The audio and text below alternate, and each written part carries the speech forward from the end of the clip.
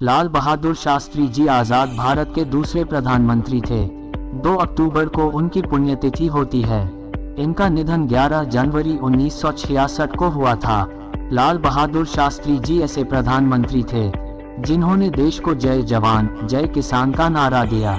इसे राष्ट्रीय नारा कहा जाता है, जो देश के जवान और किसान के श्रम को दर्शाता है। एक समय ऐसा था जब लाल बहादुर शास्त्री जी के आह्वान पर पूरे देश ने एक वक्त का भोजन त्याग दिया था।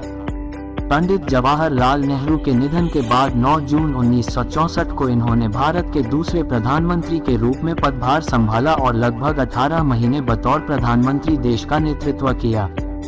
लेकिन 11 जनवरी 1966 को रहस्यमयी तरीके के इनकी मृत्यु हो गई।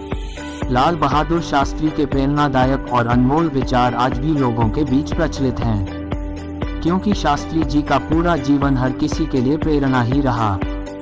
खासकर वे अपनी ईमानदार छवि और सादगी के लिए जाने जाते थे।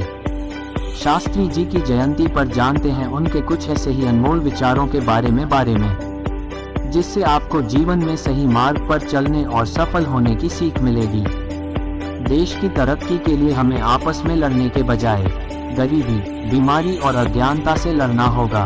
अगर एक आदमी भी बोल दे कि वो छुआछूत से पीड़ित से, तो भारत को शर्म से सर झुका देना चाहिए। हम केवल दुनिया में केवल तभी सम्मान पा सकते हैं अगर हम आंतरिक रूप से मजबूत हैं और हमारे देश से गरीबी और बेरोजगारी को खत्म कर दे। लोगों को सच्चा स्वराज या लोकतंत्र कभी भी असत्य और अहिंसा के बल से प्राप्त नहीं हो सकता है।